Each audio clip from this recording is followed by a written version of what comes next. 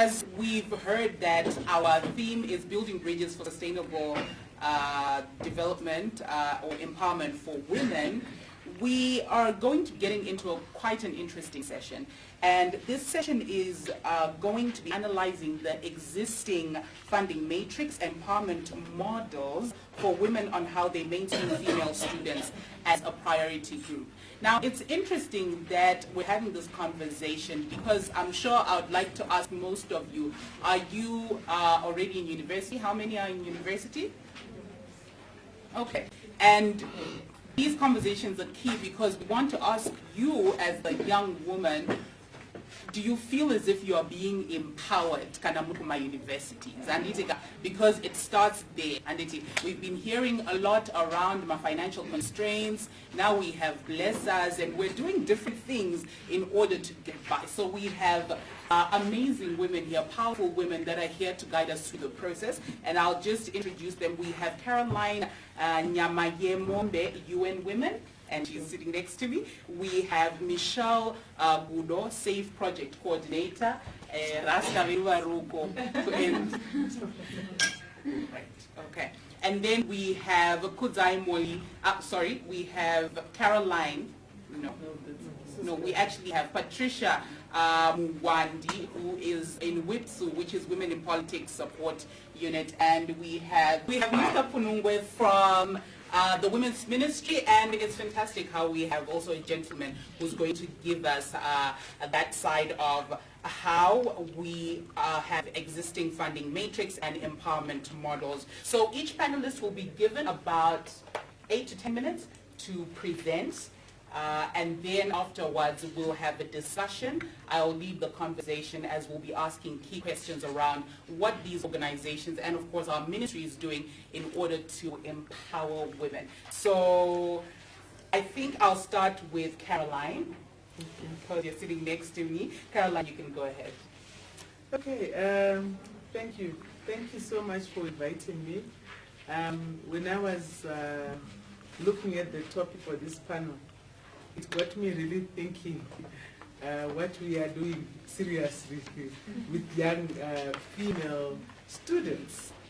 And I started to draw out the life cycle and some of our work as a United Nations system, and more specifically our work as young women. And I almost got to the conclusion that I think female students, when I draw out the structure of our work and the matrices that we are using, are a neglected middle.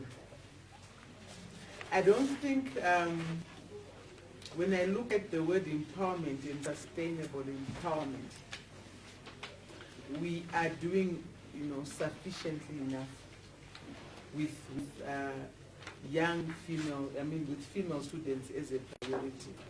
So I looked at girls when they are born, age 0 to 5.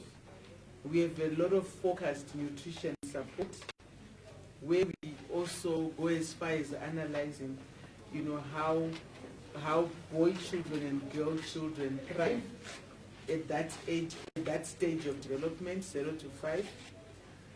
When girls move into childhood from 6 to about 15, we take a very particular interest on them to make sure that they are not dropping out of school, to make sure that they have support for menstrual hygiene, because some of them start their menses, it's around about 9 years, they are starting their menses.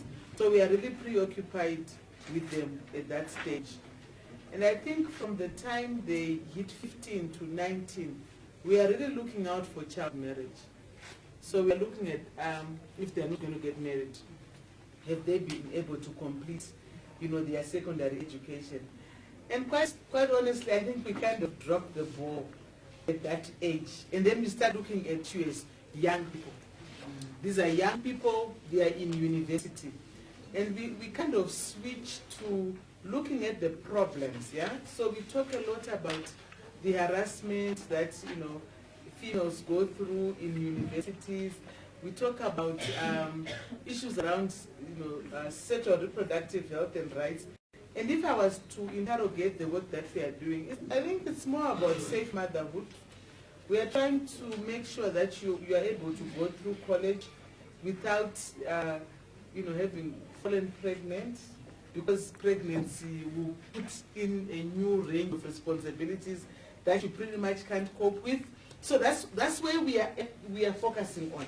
So these problems that you have of sexual harassment, of struggling economically, when I look at the models that we have, I don't think they are really structured and earmarked for female students. So that's my own reflection as I was beginning to look, because just after you've graduated, you'll find us waiting for you on the other end of employment. We are back again, looking at, is the fair practice, in the workplaces. We're looking at rural women, and these are really women who have not probably gone through tertiary education. We are looking at, are rural women participating? Are rural women, do they have access to microfinance? So we come back, but I think this tertiary period is for me really a neglected time. When I look at the three facets of empowerment that I think are critical for a young person to then thrive and sustainably become empowered. And I'm looking at social empowerment, I'm looking at economic empowerment, I'm looking at political empowerment. I don't think in political empowerment we do have any young women leadership mentorship programs. I don't have the stats, but from what I know, just general knowledge, we don't have a lot of females in our student representative councils. But you see us again emphasizing that we need gender parity in politics. But where should the political empowerment begin? It needs to begin at some point much earlier. And I think tertiary level is a critical level that we are not paying attention to. Of course, I must commend your generation. You are turning the tide. I think we have seen a generation of young women politicians, but these are women who have graduated out of university. Whether we have done an investment in building them up when they were in college, I don't want to take that credit, because I don't think we are doing anything meaningful. When you look at economic empowerment, again, I've already said, we are focusing more of women in business. If you fail to get a job, then we are looking at, okay, is there financial inclusion for women? Yeah, is there financial inclusion for women? And our argument is very reproductive based. Women are also breadwinners, they also have children. But if you look at the issues that you grapple with during that age 19 to 24, I think there's scope for some very female student tailored economic empowerment that we are missing. I don't know how many of you have been targeted by the Zimbabwe Women's Microfinance Bank. I'm glad my colleague from ministry is here. But I think if they were to be honest, the people that they target more are the post-tertiary and the rural women. But we know that the things that are predisposing young women to HIV, to sexual harassment during their tertiary life, are things that are of an economic nature. But to what extent we are addressing them through our program, it's a neglected stage of the life cycle. So I think I want to pause there with my personal reflections, and then maybe hear more from you in terms of what then can we do differently. All right, well, thank you so much, Caroline, for that. And I will give the invisible mic to Patricia from Witsu. Okay, thank you, Carol, for actually outlining a lot about what I wanted to speak about. I will actually concentrate more on the political empowerment, because I work with the organization Women in Politics Support Unit, which is a feminist organization that seeks to support women's equal participation and representation in governance, in decision making.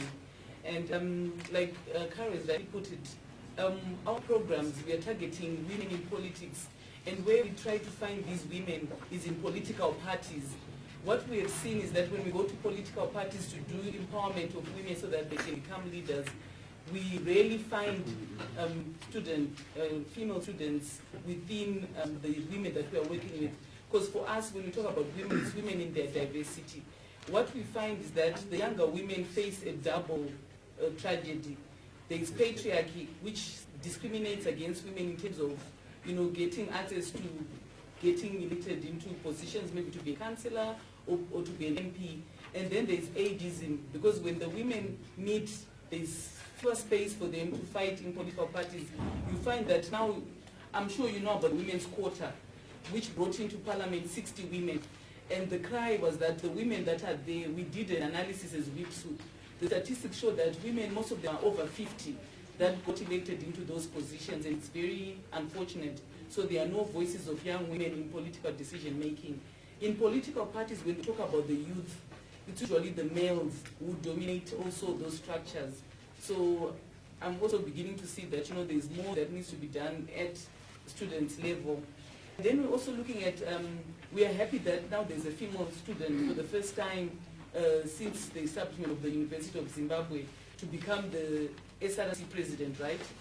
But we also just wondered, we were following a campaign, and we were trying to find out if the other members of that body can actually help her to bring out the women's issues, in that space. And we are not so sure that she'll be able to do that, because it's also male-dominated in terms of the rest of the membership, which is what we find even, it reflects what happens even like in the overall governance system, whereby there are very few women who have influential positions, but their ability to then represent the critical things that affect women can be difficult because they are loners in those spaces. And then I think we also talk about the class differences, because students, when you are together, you're coming from different backgrounds.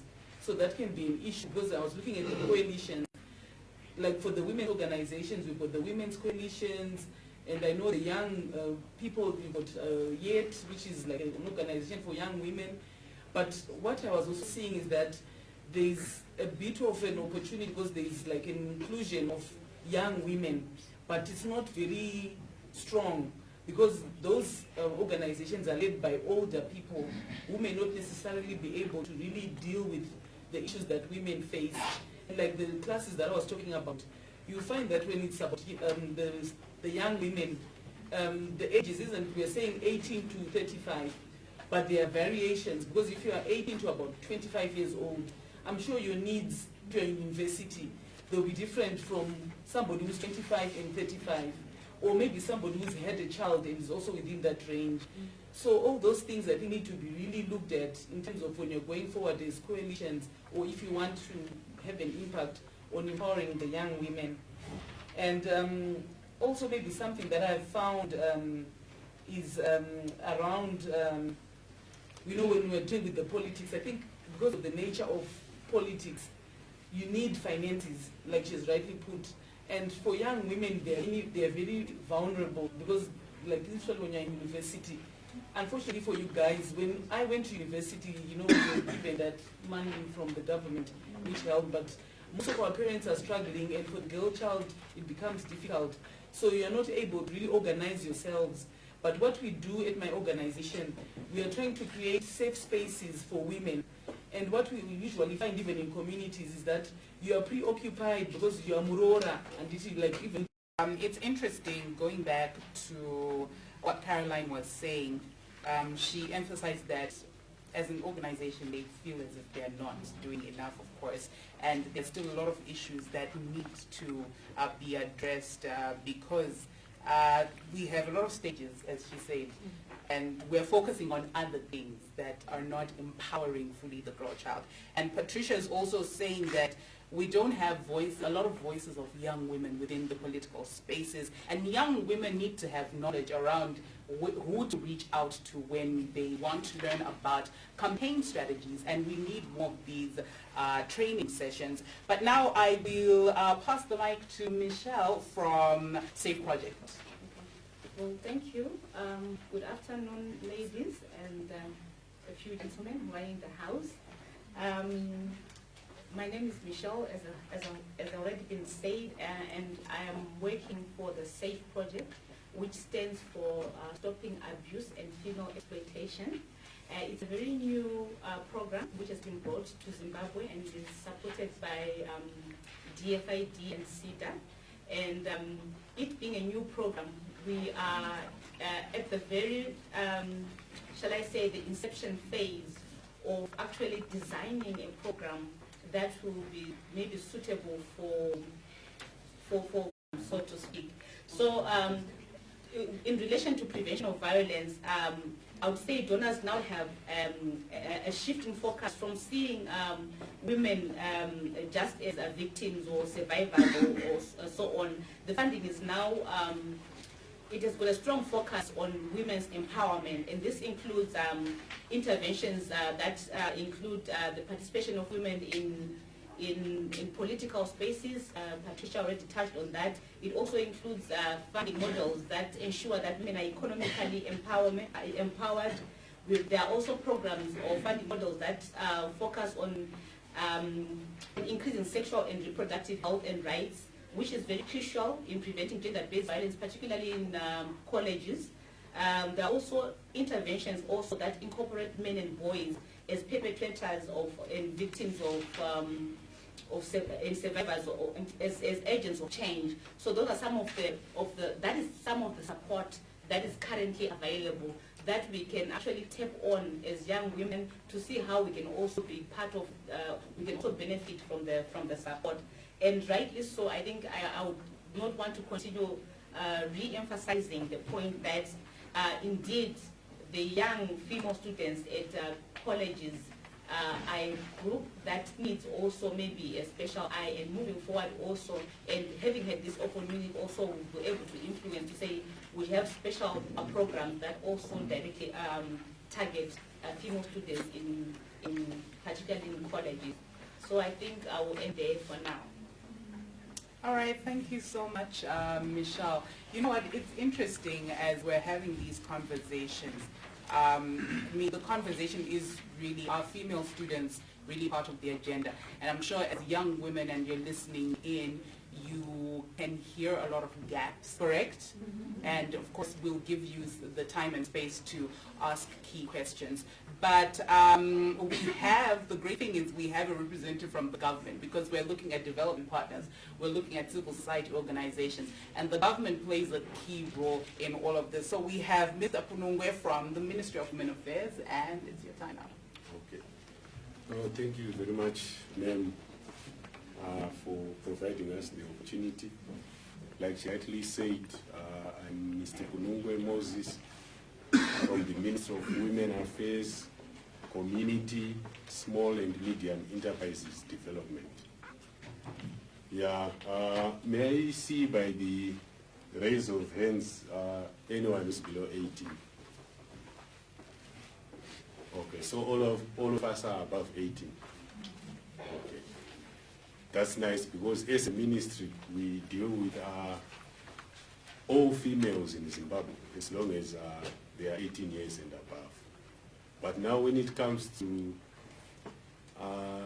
females in colleges, yeah, like my predecessors alluded, you are a special group, and sometimes you not get the opportunity to also be part of ministry programs. But our mandate as a ministry is it pertains women economic empowerment and also social empowerment. So I will take this opportunity to sensitize you on some of the programs we have. But you will see that we also have young women who are 18 years and above who have benefited a lot from the ministry and are doing very well. So this is an opportunity for us to also involve female students. However, as government, our chief role is to coordinate women empowerment and development processes in the country. And I must say, by default, we reach out to you, because organizations like Say What, they actually come in as complementing government efforts. So at the end of the day, as government, we cannot do it alone.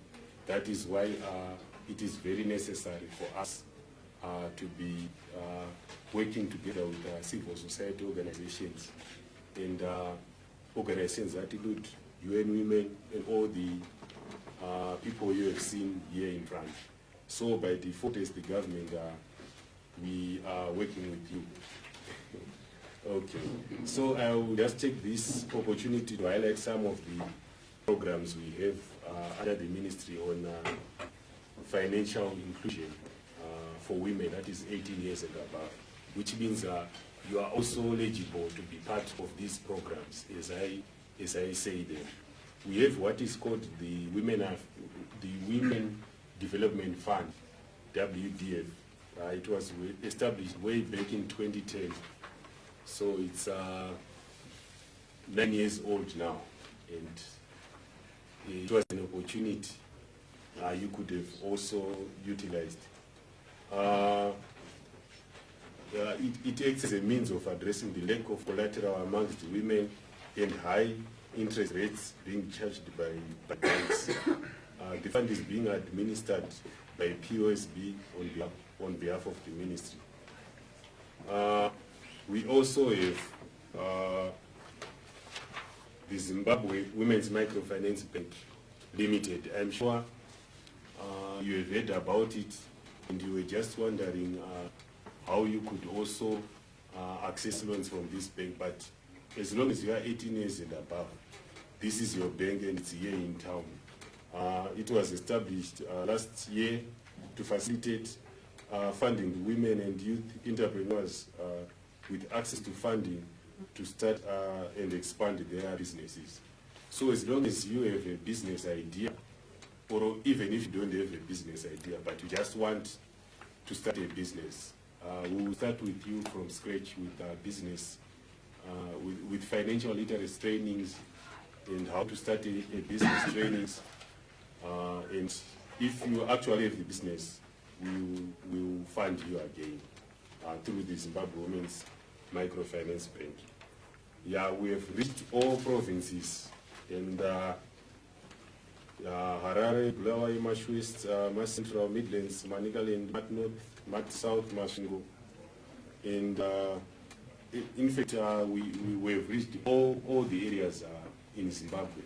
The chief advantage of the ministry is that we have offices stretching from ward level, district level, and provincial level. Us at the head office, we are just a mere mirror of what will be happening in the districts and wards. So wherever you are, the Ministry of Women Affairs is also there. So you must utilize our offices, and we must get to interact more. And I must thank SAYWAT for organizing this function. Like Ms. Nyamayemombe has alluded, we also are skewed very much to rural women, and our programs are mostly in the rural areas. As you know, that is where we find most of the women, and we are doing a lot there. We have people residing in the rural areas who were funded under the Zimbabwe Community Development Fund, which is also another funding opportunity under the ministry. And so far we have funded 8 model rural community gardens. And young women who should be in school are also part of this program. We also have in the rural areas funding of community development projects in various sectors, again through the Zimbabwe Community Development Fund. And in Midlands, in Harare, in Bulawayo, Mat North, all the provinces I had alluded earlier, we have actually funded a lot of groups there. Then we have a cooperatives department. The cooperative department plays a pivotal role in enhancing sustainable development worldwide. They are powers of innovation in that they are addressing global issues, thereby making a difference for humanity. They are instrumental in providing opportunity for employment, poverty reduction, and social inclusion. These cooperatives are actually in and around Zimbabwe and are doing very well. And most of the young girls are also part of these cooperatives. But I must keep on saying that female students are not very much involved in such cooperatives. Then we have under the ministry we have an organization called SMEDCO, Small and Medium Enterprise Development Corporation.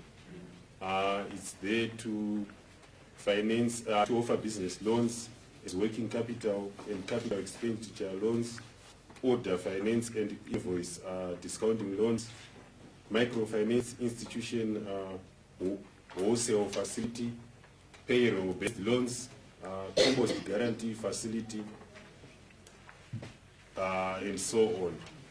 So you find out that under SMEDCO, yes, we have young women being part of the beneficiaries there, but those in tertiary institutions, yeah, we need to review in. They also offer financial literacy trainings and workplace management trainings. Then this was women's economic empowerment I was talking about. We also have a whole gender department under the ministry. It's now a section because we have one department, Women Affairs and Gender Department. Under that department, we have the gender section, which focuses on promoting gender equality and equity through mainstreaming gender in all sectors. And the department also advocates and lobbies for gender-sensitive legal frameworks, promotion of women in politics and decision-making positions, and so forth. The ministry in 2017 launched the National Gender Policy, which is a guiding framework for all gender mainstreaming efforts. In addition, the ministry also developed the National Gender Policy Implementation Strategy and Action Plan, which translates the provisions of the National Gender Policy into implementable actions. And in all ministries, we actually have instituted gender focal persons and gender committees so that women are also involved in the various programs happening in all the government ministries, you being also included. We also have a gender equality and women empowerment monitoring and evaluation framework, which requires all ministries to develop M&E frameworks to guide the result-based management. The ministry developed this accountability to monitor and assess the progress in the implementation of gender equality indicators. Under gender-based violence program, which aims to integrate approach, which aims to promote an integrated approach towards eradication of GBV. The ministry is implementing the gender-based violence program, which is guided by the Domestic Violence Act and the National Program on GBV Prevention and Response 2016 to 2020. Then under GBV, we have what is called the Spotlight Initiative, which is premised upon 6 pillars, which are laws and policies, strengthening key institutions that deal with gender-based violence, prevention, provision of services, data management, women's movement, and the program will be implemented in 5 provinces. And we are doing that in partnership with CSOs, some of them who are also here as we speak. So this initiative brings to the spotlight GBV issues so that we have a coordinated approach in eradicating GBV. The ministry also boasts of one-stop centers, and it has established 3 one-stop centers for survivors of GBV in Gweru, Sape, and Gwanda.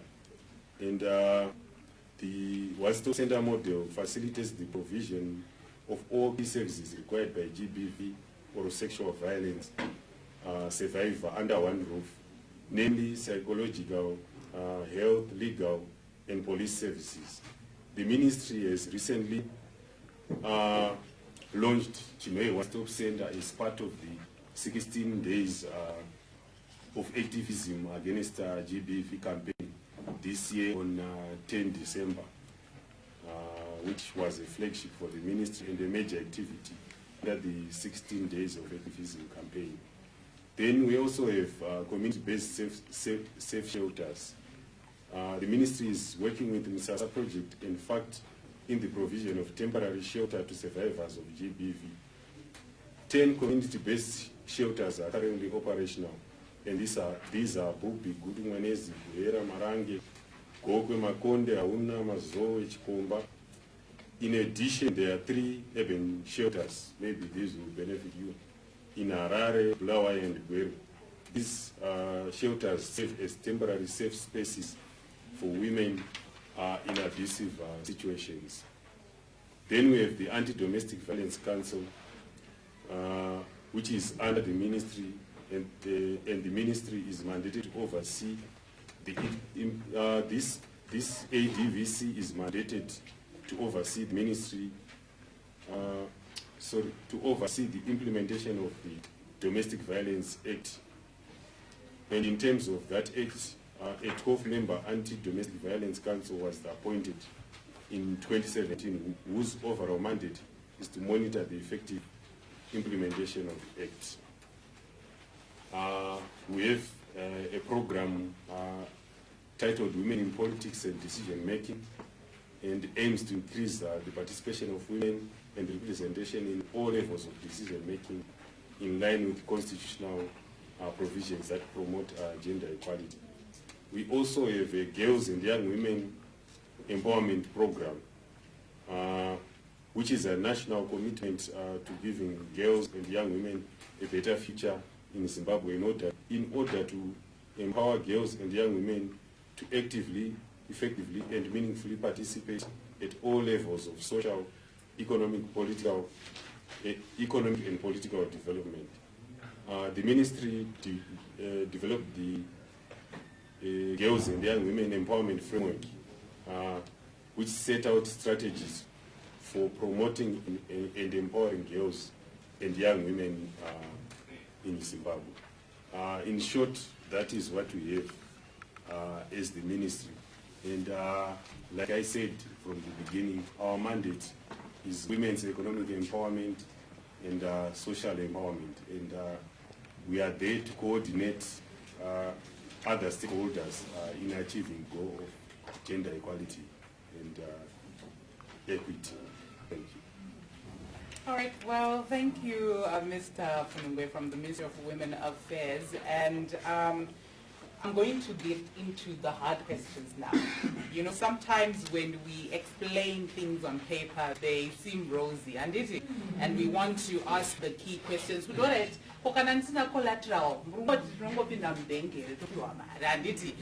to ask the key questions. But I'll start with our development partners, of course, and I want to ask around financial support. Are we putting enough financial support for female students, especially when it comes to young women acquiring skills through the education sector? And maybe I'll give you some time to answer, or would you like to post it?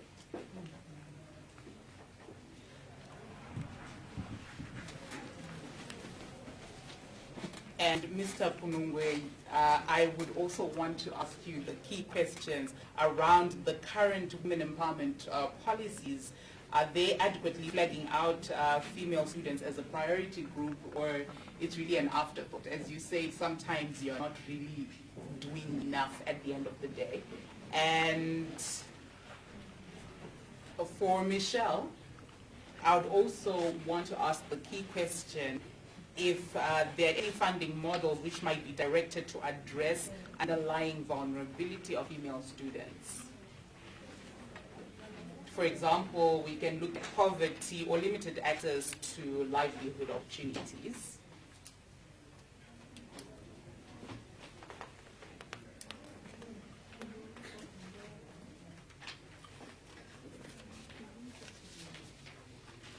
And lastly, Patricia, I'd like to ask you questions around what opportunities exist on female students' innovativeness, around how are you actually going to the different institutions? Are you talking to them about campaign strategies? Because these young women are getting into these political spaces and they're being called names. So are we empowering these young women on campaign strategies, how to create a budget for a campaign, and the different marketing strategies around that? Are we actually empowering them? And are female students' voices adequately represented in existing coalitions, for example, like yours? All right, so I think I will start with Caroline. Okay, thank you. So like I said at the beginning, we have not made ring-fenced investments that are targeted at female students in tertiary institutions. But what we are conscious of as young women is the support that female students require and would benefit from. I mean, we've got within our HR policy, for instance, we've got opportunity of getting interns. These are students who are studying, and we always make a conscious effort to get female interns. Because we know that when we bring a female intern on board, it doesn't just give them a learning opportunity, but it actually also helps them to get a few dollars which they can use for other upkeep costs in college.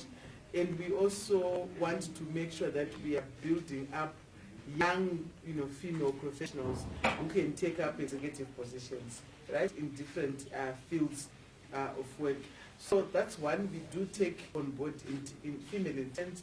We also have what we call a student fellowship program within our peace building project that we do with UNDP, and we've been able to deploy, I think 90% of our interns in that program are females.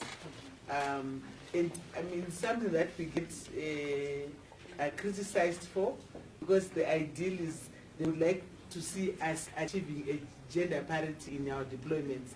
They want us to take on, 50% male students and 50% female students.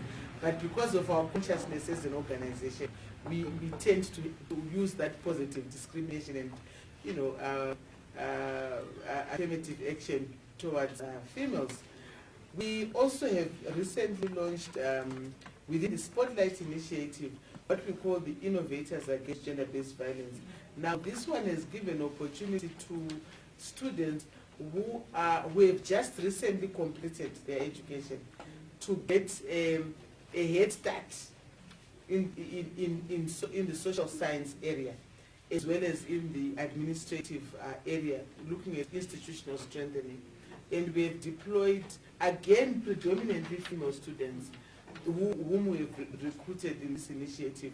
We have sent out 49 students, and Maureen can give me the exact numbers, but I know there were very few males within that program. Again, part of our efforts to position females, for opportunity. And reflecting on the partnership we have with Say What, I think when we got Say What on board, we were actually asking ourselves, the initiative that they are running with us, which is SASA, which is addressing, power relations, and we're saying, but Say What are more of a youth, a youth outfit. So how are they going to manage this project? Because we were looking at, community relationships. So mostly your men, your women, your boys, your girls in communities. And I think they are doing the SASA in Hopley. It might be interesting to see how they have actually been able to maintain their brand of working with young people and not get diluted in just looking at the adults. But for us, really, I think we can do better, in terms of ring fencing. There's the consciousness of the value there is in actually exposing young women to some of these programs, but there hasn't been a very intentional targeting by young women. All right, well, thank you so much, Caroline. I think at the end of the day, women need to be empowered because women do change the world, indeed. You can agree with me, yes? Yes. All right, so let's continue the conversation with Michelle. Yeah. Well, taking on from where Caroline has just left, Yes.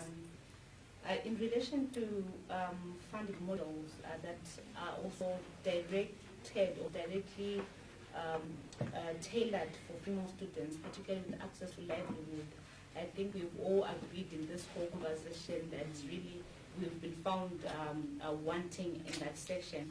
So would say when it comes to female students in particular in colleges, there's need for a comprehensive, not just a comprehensive model of funding, but it has to be, it shouldn't only an education kind of like programming, but it has to be a comprehensive, multi-tiered approach that will include all the vulnerable students.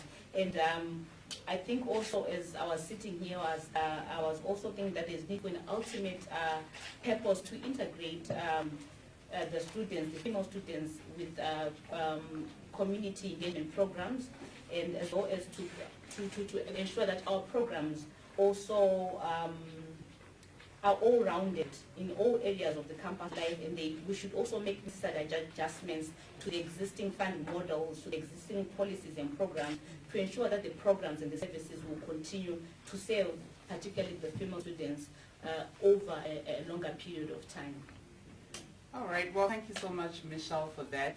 And I will put the government on a hot seat now, asking you around the policies, if they're actually, young women are actually a priority group. Okay. Yeah, like I had alluded earlier, yeah, young women, yeah, is the ministry. They are part of our day-to-day activities, as long as they are 18 years and above. But let me also hasten to say that as a ministry, we have developed the National Action Plan on ending child marriages, which stems from the idea that child marriages are a bad behavior and are detrimental to the socio-economic and cultural development of the country. So from that, yes, I can say we are involving young girls, but female students, I actually see that there is a gap there, and maybe it's because most of the times in school and you don't have the information that there are some funding facilities being offered by the Ministry of Women Affairs, like I had alluded, the WDF, Women's Development Fund, the Community Development Fund, and the Zimbabwe Women's Microfinance Bank. All those funding opportunities are there waiting for you, and I think as a ministry we need to really go into these tertiary institutions and sensitize the female students there that there are opportunities for you to actually start businesses when you are in school, and actually assist your parents in paying school fees and taking care of the household. So our policies, yes, they include young women as well. And in terms of developments like one-stop centers, we have an open door policy of leaving no one behind. In fact, in all ministry programs, they are for you, these one-stop centers. And even if they're in rural areas, I'm sure we all come from rural areas and we have families there. Let's refer them to these one-stop centers, and you will also benefit from these. However, sometimes we also do gender mainstreaming trainings in selected education institutions, even gender-based violence trainings and trainings on domestic violence and so forth. And I'm happy Ms. Nyamayemombe highlighted that the whole idea of taking female students on attachment. We also do that as a ministry, and from the name itself, Minister of Women Affairs, the priority is given to female students, and we are everywhere. If you choose to go and do your internship in your rural home, just come and talk to us, and we organize that you go and work near your rural home. Anywhere you are, anywhere you want to go, the ministry is offices there. That's what I can say for now. All right. A quick question, Mr. Punungwe. On existing programs, you talked about fighting against gender-based violence, and of course you talked about the banks. So are you saying those are basically the programs that you have in terms of mainstreaming female students and of course bringing them in as interns? Is there anything else that you're working on right now or for a 2020 strategy in order to mainstream female students? Yeah, actually we have a lot of programs that we want to do pertaining to female students. That include even their financial inclusion. We would like to target them as a specific group benefiting in the various empowerment programs of the ministry. And in terms of social empowerment, we intend to catch them young, actually going into the tertiary institutions, even high school institutions, to also empower these young women through SRR, HR programs, and various other social empowerment initiatives. Oh, fantastic. All right, Patricia, as you know, you're part of the civil society organizations, of course, and we were asking key questions. You were referring back to the lady who's the first female president of the University of Zimbabwe. We're asking key questions around how you guys are empowering women. You know, are you teaching them campaign strategies, how to fix a budget, how to reach out to people? What exactly are you doing in order to keep these young women empowered? Okay, so first of all, I want to find out, are there any women, young women here who are in political parties?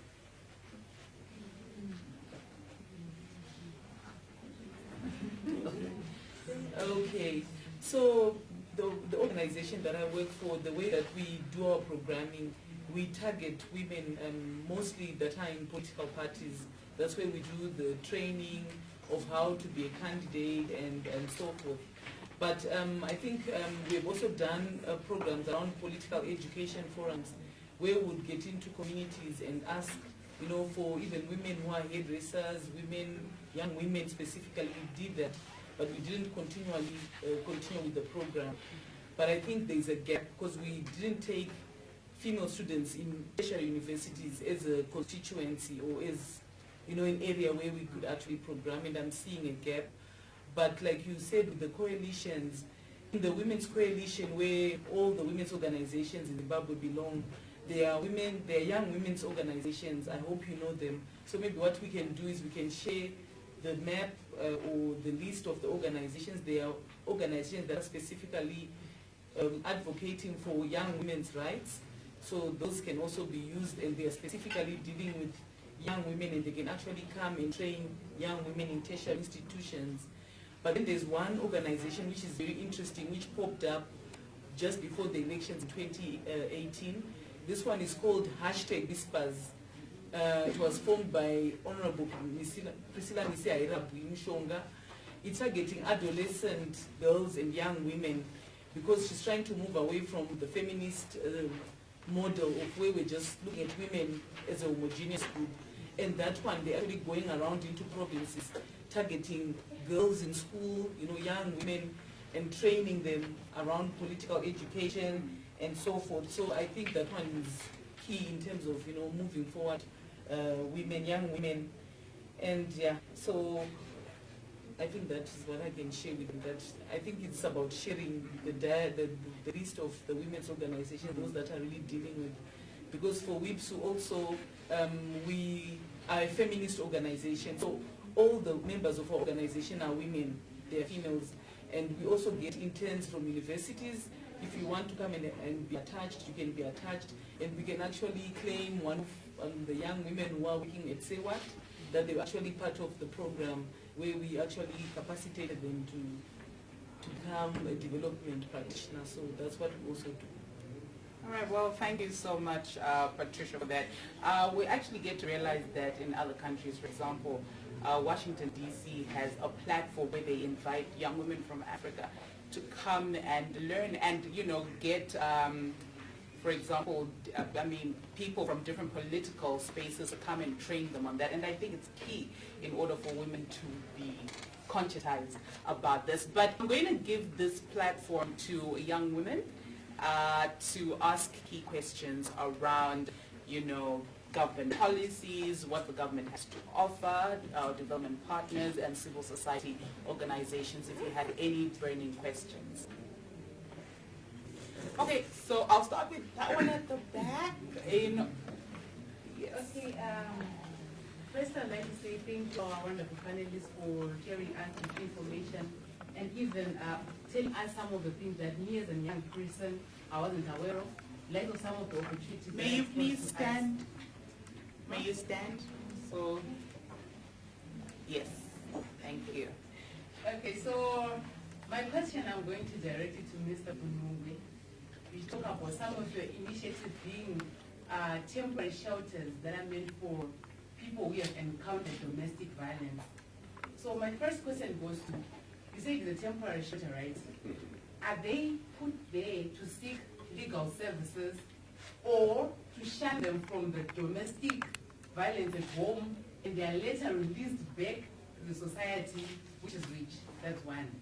Two, in the event that they are just sheltered for them to be excluded from the societal violence, what happens to them if they go back? If they are going back against the same society, which is not conscientized on GBV. Third, to what extent are they effective? Because according to statistics, the reporting levels of gender-based violence are very low. So if they are there in many places that you've mentioned, who is utilizing them? All right, so what we're going to do, we'll take 3 questions to the different panelists, and then we'll give them a chance to answer. Then we'll get into the second part, okay? Yes. All right, good afternoon. My questions are directed to the ministry.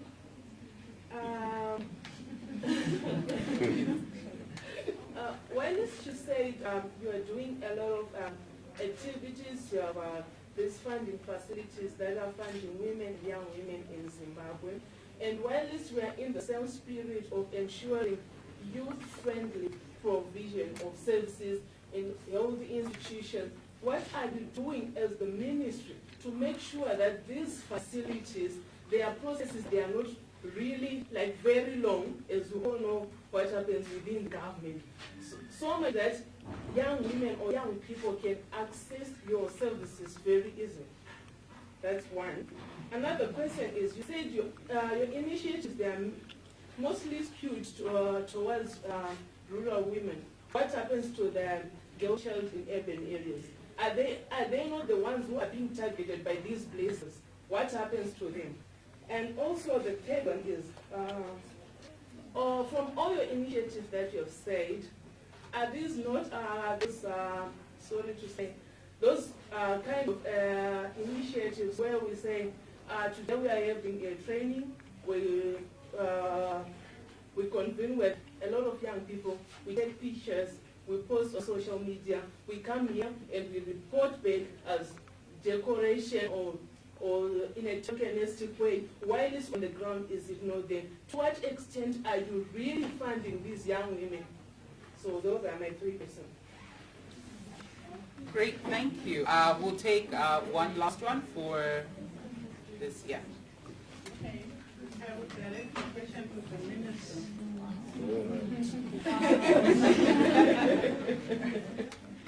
All right, I agree with Lynette. I understand there are gender officers in the community, right? Is there any monitoring and evaluation? Because I understand there is so much gender-based violence in the community, but nothing is being done. Most of the women are now vulnerable, but there are people who are being employed to safeguard women. Thank you. All right, so we'll give Mr. Punungwe a chance to answer these questions.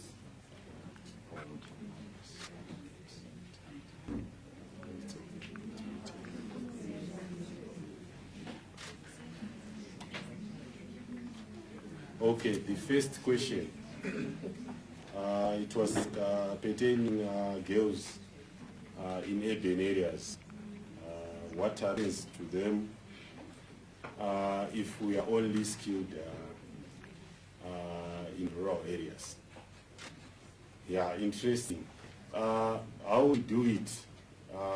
Like I had alluded in my presentation, yes, we tend to focus more in rural areas.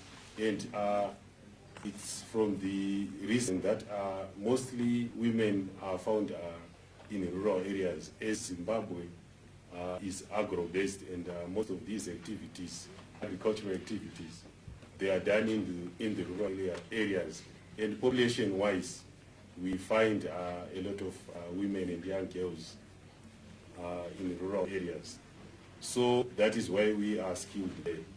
But I actually feel that urban girls and young women in the urban areas actually have an advantage that that is where the head office is, and that is where even the Zimbabwe Microfinance Bank is, and we tend to go down to the ground because there is no there are communication barriers, and sometimes you actually need to go to the ground where people are not that enlightened to get the necessary information on news, on social media, and so forth. So it's not that we don't involve girls, we don't involve young women in urban areas. We actually do, and talk of Harare, we have 8 districts in Harare. Wherever you are coming from, we provide all these services that I was talking about, and it's only that maybe you don't have the information pertaining to such developments under the Ministry of Women Affairs, but they are there and ready waiting for you, and those who know actually can testify that a lot is being done by the ministry for young women.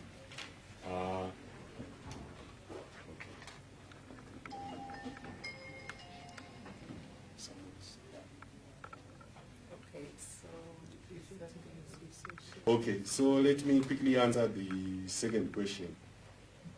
To what extent are you really funding young women?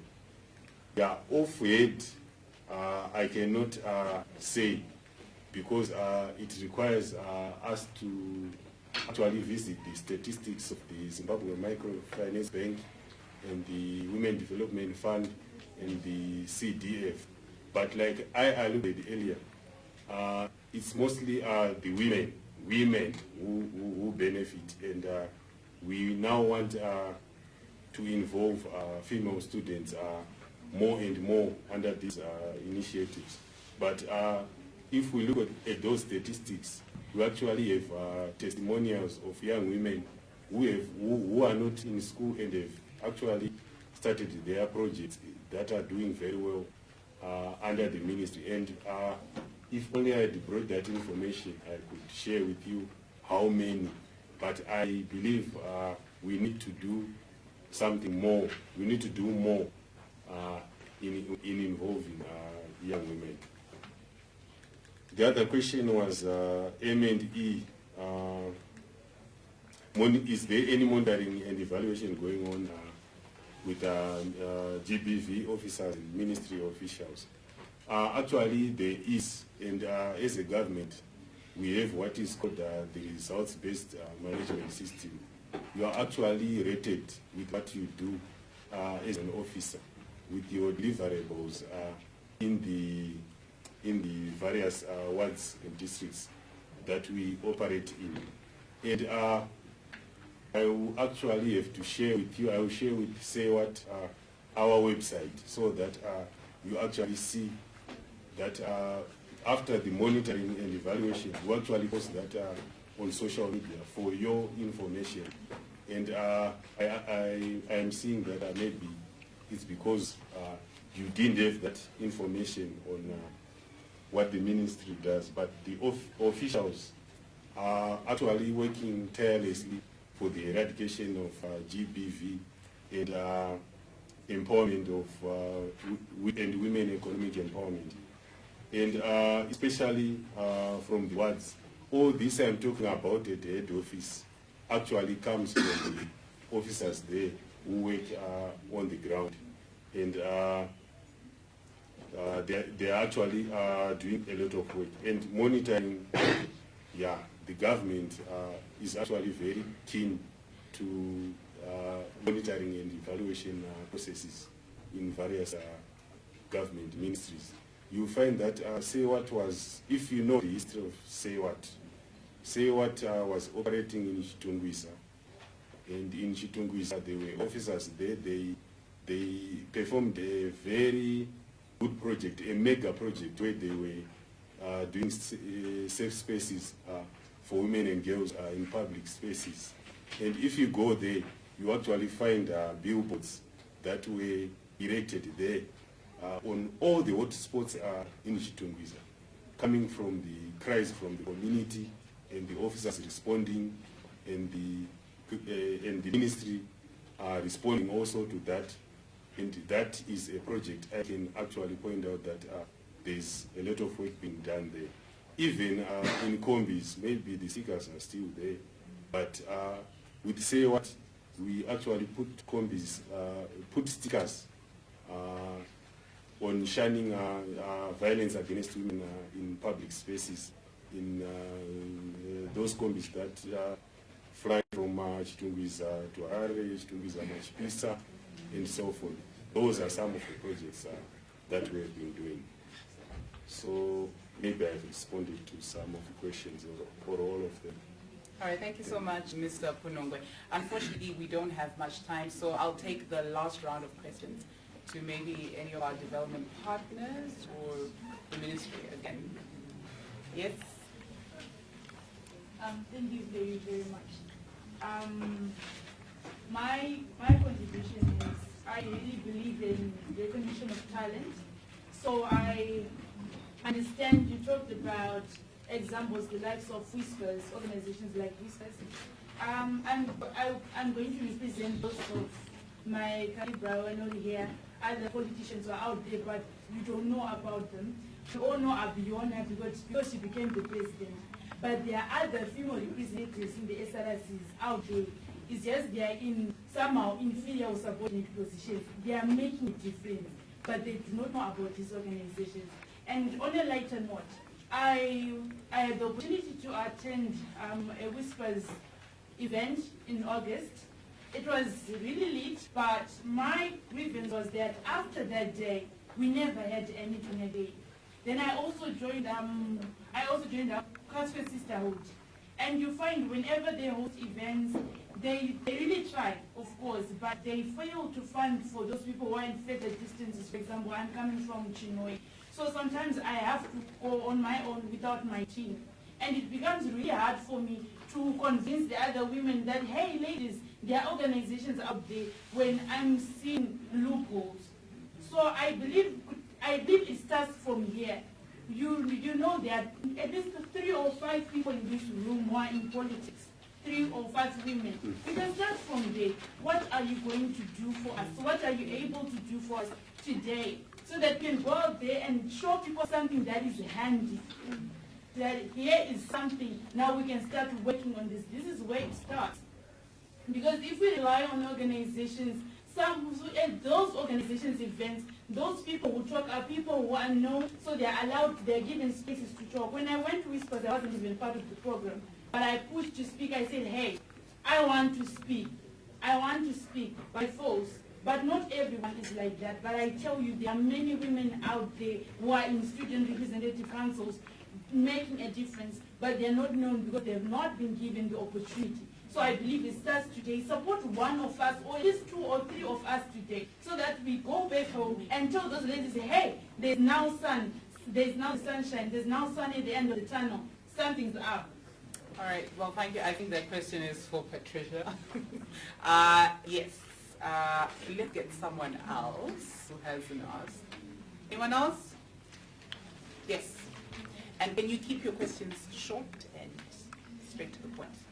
I just want to ask concerning the if we're talking about female students being genuinely involved, like in the agenda. But when we look at the current trends, we see there's a lot of unsafe abortions going on.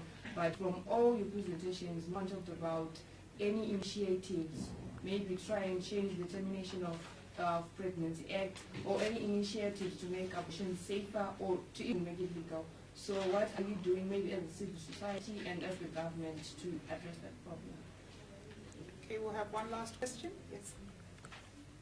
Go ahead. All right, thank you. I just wanted to clarify something, maybe a question. Like we've been talking about these acts, a lot of them for the Termination Act or the BC when you're harassed, all these acts. But is there a whistleblowers act that makes me know that even if I stand up to also actually report something, I am protected? Because the reason why you are saying we are quiet, we are not talking, is because I am not guaranteed of protection. And then that's when I'm like, what's the purpose of me to rise up and actually complain when this person is going to be hunting me at the end of the day and making my life worse? So are there whistleblowers that are in position for us to then raise our voices? Or that's why we just continue being silent? Who are you directing the question to? Maybe probably the government. All right, that's fine. Patricia, we'll start with you. Okay, thank you very much. She's very passionate, and I can tell that she's been in the spaces. But the challenge that women's organization face is also of limited funding. I know Hashtag Whispers is a new organization on the block, and they've just started their inception programs, but the feedback is very good. I'll also try and, because I also work with them part-time, so I'll give them this feedback and just see if they can be consistent, because I know that at this moment we're trying to build a movement within the provinces of young women who we are going to train for the upcoming 2023 elections. So this is very positive feedback, which I'm going to share with them. And then I think there's need for partnerships. I think mainstream women's organizations and organizations like Say What, I think we need to partner so that at least when we're doing some of our programs, they can also bring in young women like yourselves in those spaces. Since, like I've said before, WIPSU doesn't really have a direct program that targets young women. So this is something that I've also learned from being in this space, and I'm going to take up with my organization. And then, yeah, so Catholic Sister would also know that the way that they work, and I'm actually glad that you are in that space. But maybe just for us to then also find ways of saying organizations maybe in one space, we can come together, all of us, and we can build on membership, you know, so that maybe even the Women's Coalition, we have done it, especially around elections, whereby we can pool resources and then actually bring more women from different age groups into a space where we can give what we are programming. So yeah, I've taken on board your comments. They're actually very good. All right, well, thank you. And I think the last questions are for Mr. Punule. All right, termination of pregnancy. Yeah, it's a huge term because it involves, in particular, the Minister of Justice. It talks about the law, and maybe if they were here, they would answer. But it is actually an issue. Is in South Africa, you might talk of gay marriages and what. You know that it's actually a process and is an issue because it encompasses a lot of rights there. And maybe if the Minister of Justice was here, it would be able to answer this question. Then on protection protection of when you have reported a case and whistleblowers. Yes, we have the Gender Commission there. I'm sure the Zimbabwe Gender Commission, I'm sure you have heard this Magaya case and it has been dropped and whatnot, the whatnot and whatnot, but you would see Gender Commission's voice there trying to actually bring justice to those who had been violated. And in terms of protection, yes, you are protected because these people who actually assist you in cases of gender-based violence are actually trained to protect you as you report your cases. And I'd left the point that as the ministry, we play a role. You must utilize these organizations as well. So that is what I would say. All right, well, thanks so much, Mr. Kunungwe, and I think this was a very insightful session, wouldn't you say? Yes, at least now you know who to go to for certain things that really make a difference.